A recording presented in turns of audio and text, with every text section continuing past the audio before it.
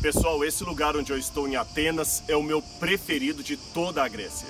Aqui é o local exato onde esteve o apóstolo Paulo. Ele pregou nesse lugar, no Areópago, segundo nós encontramos a história no livro de Atos dos Apóstolos. Aqui você tem uma visão privilegiada, você pode ver a Acrópole lá em cima com o famoso Parthenon, um cartão postal da Grécia. E aqui, nesse lugar, nesta colina, também chamada de Colina de Marte, ficava o antigo Areópago. Eu sei que muitos estão surpresos porque pensam que o Areópago seria um edifício, um palácio, algum tipo de templo, mas não, o Areópago era apenas esta pedra aqui. Na época de Atenas, dos gregos, muitas pessoas vinham aqui para fazer os seus discursos. Era nesse lugar que os filósofos defendiam as suas ideias, era nesse lugar que as pessoas disputavam as suas filosofias, as suas teses, as suas retóricas. Era aqui que o povo se aglomerava para ouvir os grandes oradores daquele tempo. Curioso que a cidade de Atenas, que você vê a Atenas moderna, se projeta lá para baixo, ela também era conhecida como a cidade dos 1000 deuses. Pausanias, um geógrafo que passou pela região aqui muitos anos atrás, milênios atrás, Pausanias dizia que havia em Atenas, naquela época, mais de 30.000 estátuas de deuses, fora as estátuas públicas, fora as privadas, melhor dizendo. 30.000 estátuas públicas, fora as particulares. Há um outro autor romano de obras de sátira, chamado Juvenal, que ele chegou a ironizar dizendo: em Atenas é mais fácil encontrar um deus do que encontrar um homem. Por isso que eu encontro no livro de Atos, capítulo 17, quando diz que Paulo esteve aqui na região, ele ficou tremendamente incomodado com a idolatria que havia no lugar. Você pode ler isso na sua casa, em Atos capítulo 17, do verso 16 em diante. É lógico que Paulo, como judeu, adorador do único Deus verdadeiro, se irritaria de ver tantas estátuas aqui.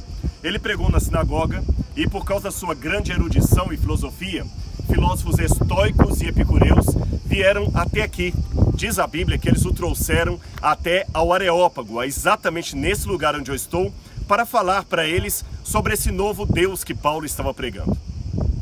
Paulo, quando fez a pregação aqui, Paulo faz uma menção de um antigo autor grego chamado Epimênides e um outro chamado Arato. Onde Paulo cita esses autores? Paulo cita justamente aqui no final do seu discurso, quando ele fala, no verso 29, sendo, pois, verso 26, de um só fez a raça humana para habitar sobre toda a face da terra, para que busquem a Deus, se porventura tateando o possam achar, bem que não está longe de cada um de nós. Pois nele vivemos e nos movemos e existimos, como alguns de vossos poetas têm dito, pois dele também somos geração. Veja, Paulo citou como alguns de vossos poetas têm dito. Ele estava citando aqui dois autores gregos, Arato e Epimênides. Deixe-me contar a história de Epimênides para você. Ela é recuperada graças aos escritos de Diógenes Laércios, que viveu na época do Império Romano.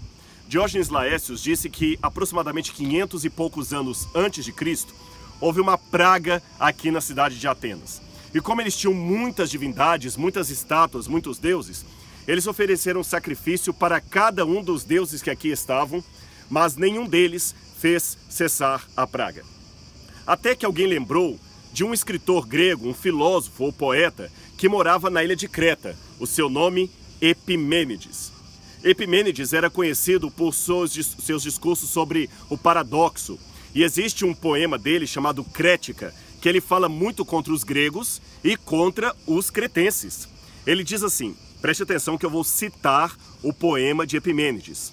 Os cretenses são homens mentirosos, feras selvagens, homens de ventre preguiçoso. Vou repetir. Ele dizia, os cretenses são homens mentirosos, feras selvagens, homens de ventre preguiçoso. Isto foi dito pelo autor grego. Agora, se você abrir a sua Bíblia no livro de Tito, capítulo 1, versículos 12 em diante, Tito diz: foi mesmo dentre eles um profeta seu que disse: cretenses sempre mentirosos, feras terríveis, ventres preguiçosos. Tito estava citando Epimênides. E Tito continua dizendo, tal testemunho é verdadeiro. Ou seja, a Bíblia reconhece um profeta fora do judaísmo chamado Epimênides, não cita o nome dele, mas cita o seu poema e o chama de testemunho verdadeiro. Pois bem, voltando à história que aconteceu 500 anos antes aqui, Epimênides foi chamado de Creta para vir dizer aos cidadãos de Atenas o que faltava para eles terem a sua praga resolvida. Então ele disse, vocês não estão adorando ao Deus verdadeiro. Alguns especialistas pensam que ele estava falando de Zeus, outros pensam que ele estava falando de uma divindade que não fazia parte do panteão grego. Eles disseram, mas qual é o Deus que está faltando? Ele disse, ele vai se revelar. Então a história diz que aqui em cima do Areópago, ele colocou várias ovelhas.